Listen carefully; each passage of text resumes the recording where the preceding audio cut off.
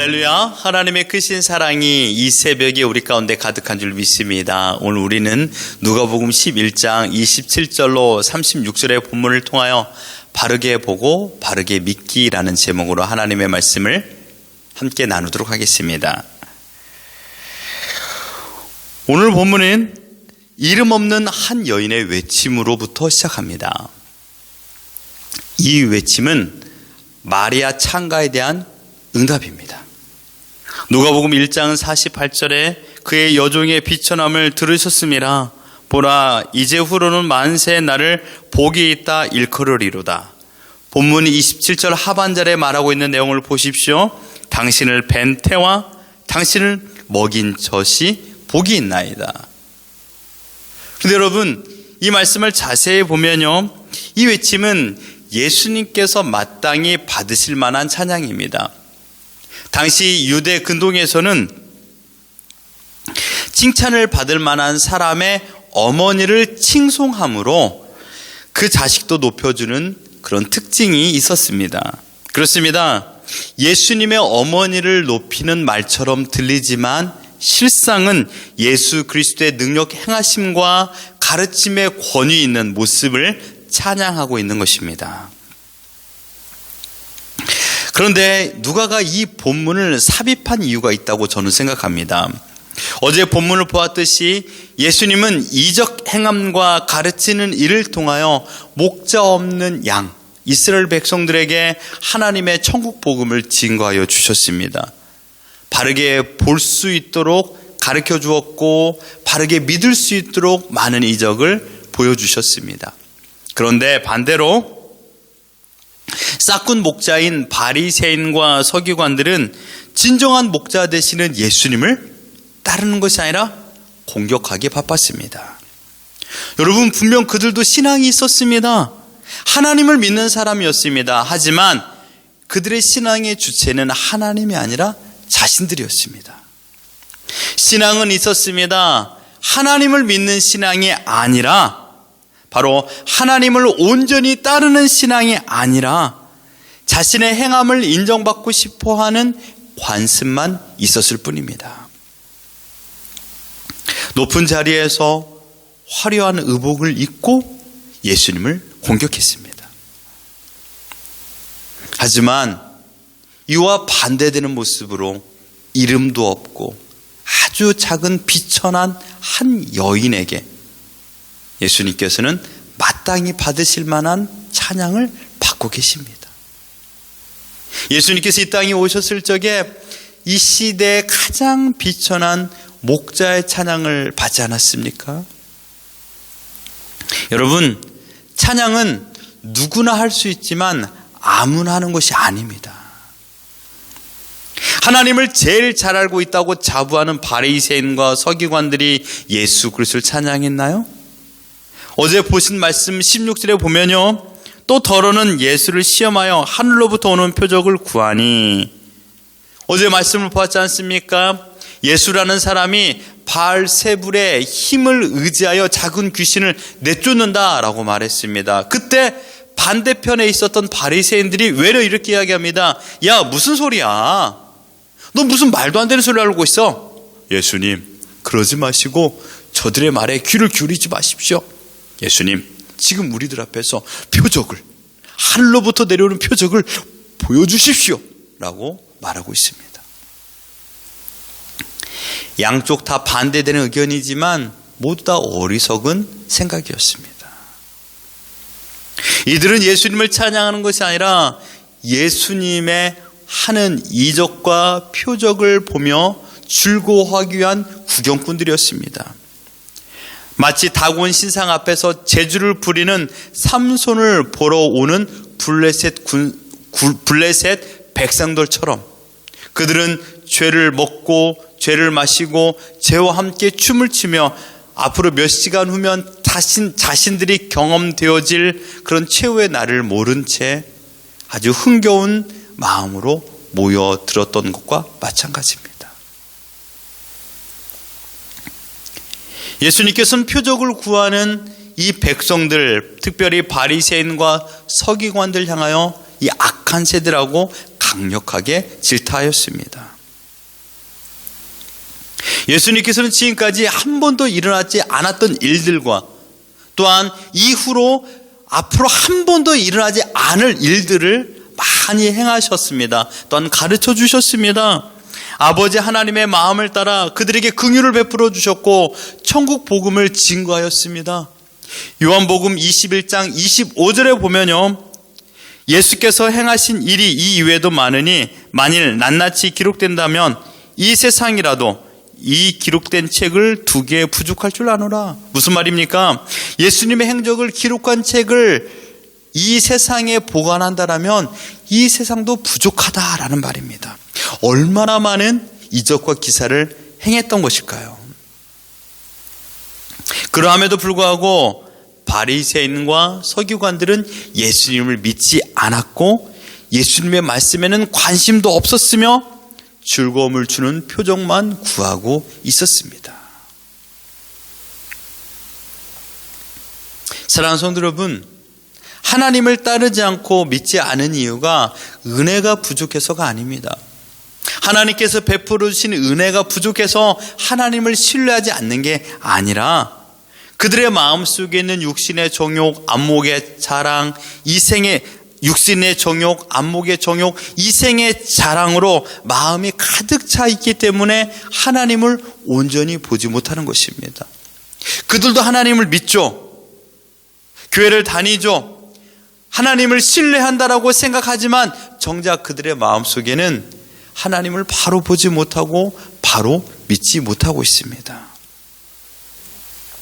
하나님은 이 모든 사실을 알매도 불구하고 하나님의 공의로운 심판, 책망을 통하여 그들을 다 멸하실 수도 있음에도 불구하고 하나님은 오래 참고 또 참아 기다리고 계십니다. 여러분, 그 하나님의 오래 참음의 은혜로 인하여 우리가 지금 이 자리에서 예배를 드리고 있는 것이 아니겠습니까? 그런데 문제는 지금 우리의 신앙에도 온전한 하나님의 존재를 기록한 성경 말씀보다 이적과 기사와 현상에 더 많은 관심을 가지고 있고 이적과 기사와 현상을 신뢰하는 자들이 많아지고 있다는 사실입니다.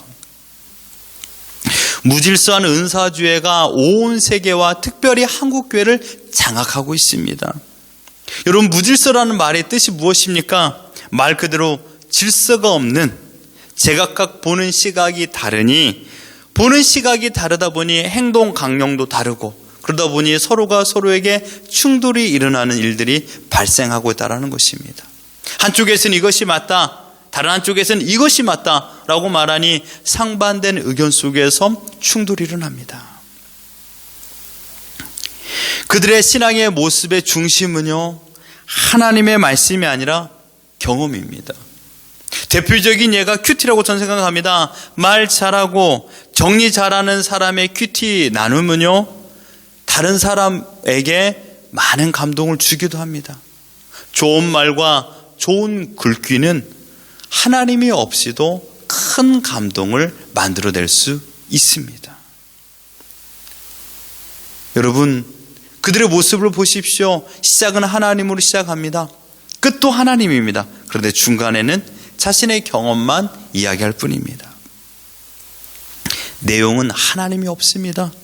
하나님 중심이 아닙니다. 시작만 하나님, 끝만 하나님으로 마감합니다. 이 시대의 교회를 병들게 만드는 것은 잘못된 교리와 잘못된 표적과 잘못된 기사입니다. 결코 경험은 성경에서 말하는 진리의 판단 기준이 되어서는 안 됩니다. 그렇다면 여러분, 경험하지 못하는 어린아이와 경험하지 못한 신앙의 초년생들은 어떻게 구원에 이룰 수 있겠습니까? 여러분, 방언받지 못하면 구원받지 않은 거다라고 말한다라는 많은 사람들이 있는데 그 말에 성경적인 근거는 어디 있습니까? 여러분, 나는 가졌고 너는 가지지 않았으니 라는 분리뿐이 없습니다. 이원화뿐이 없는 것이죠. 고린도 교회 성도들이 분쟁과 다툼이 일어난 이유는 바로 은사에 대한 바르게 보고 바르게 믿는 신앙이 없었기 때문입니다. 여러분, 정말 가졌다고 말하는 그들은 진짜 가진 자들입니까? 경험했다고 말하는 그것이 정말 사실일까요? 보여주기 식의 많은 은사의 행위가 우리 주위에 얼마나 많이 일어나고 있습니까? 이것은 나중에 더 깊게 연구를 하도록 하겠습니다. 주님께서 30절에 말씀하신 것을 보십시오. 요나가 니느웨 사람들에게 표적이 됨과 같이 인자도 이 세대에 그러하리라. 교회 주일학교에서 주일학생들에게 얘들아, 요나가 3일 동안 물고기 뱃속에 있었어. 얼마나 놀라운 일이니? 마치 우리는 전래동화 듣듯이 예전에 전설을 듣는 것처럼 요나에 대한 이야기를 들은 적이 많이 있었습니다. 왜 예수님께서 요나의 표적을 말했을까요? 그것은 요나가 진짜로 3일 동안 물고기 뱃속에 있었다라는 것을 말한 것입니다. 이것은 사실이다 라고 말했던 것이고, 더 나아가 나도 요나처럼 3일 동안 땅 속에 묻혔다가 다시금 살아날 것이다 라는 그런 역사적인 표적을 앞으로 행할 것이다 라고 말하신 것입니다. 여러분, 요나의 표적은 니느웨 사람만 회개시켰습니다. 그러나 예수 그리스도의 보여줄 표적은요, 온 세계를 살리실 살아있는 생명의 표적인 줄 믿습니다. 그런데도 불구하고 이스라엘 백성들, 특별히 하나님을 제일 잘 알고 온전히 하나님을 칭송하며 살아야 될 그 바리새인과 서기관들은 외려 예수님을 믿지 못하고 예수님을 죽이려고만 했던 것입니다. 그 결과 주님께서 32절에 이렇게 말씀했습니다.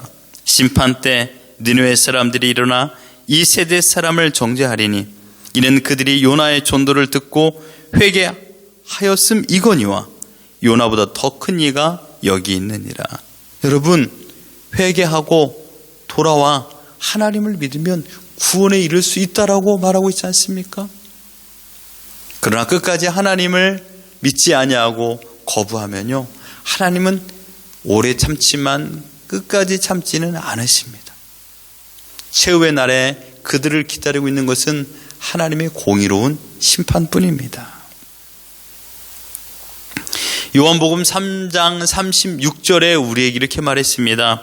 아들을 믿는 자에게는 영생이 있고 아들에게 순종하지 아니하는 자는 영생을 보지 못하고 도리어 하나님의 진노가 그 위에 머물러 있느니라. 그러므로 사랑하는 성도 여러분, 영생을 주관하시는 예수 그리스도가 하나님의 아들이요 우리의 구원자라고 믿을 수 있는 영안을 열어주신 하나님께 감사하십시오. 바르게 보고 바르게 믿게 해주신 하나님을 찬양하십시오.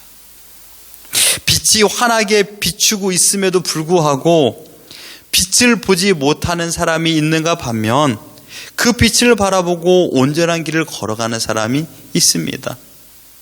그 빛은 무엇입니까? 하나님의 말씀입니다. 오직 예수 그리스도입니다. 빛을 빛으로 인정할 수 있는 이 놀라운 것은 은혜입니다. 아무나 그렇게 할 수 있는 것이 아닙니다. 빛으로 이 땅에 오신 주님을 빛으로 볼 수 있는 은혜를 주신 하나님을 찬양하며 헛된 신앙으로 우리를 유혹하는 그 길을 따라가지 마십시오. 오직 진리 되시는 주님만 바라보십시오. 싹군 목자들은 우리의 생명을 노리고 있습니다.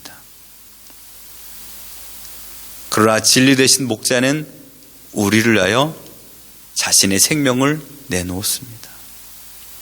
우리에게 영원한 생명을 주실 예수 그리스도, 그 주님을 바라보십시오. 바르게 믿을 수 있는 믿음을 주신 하나님을 찬양하십시오.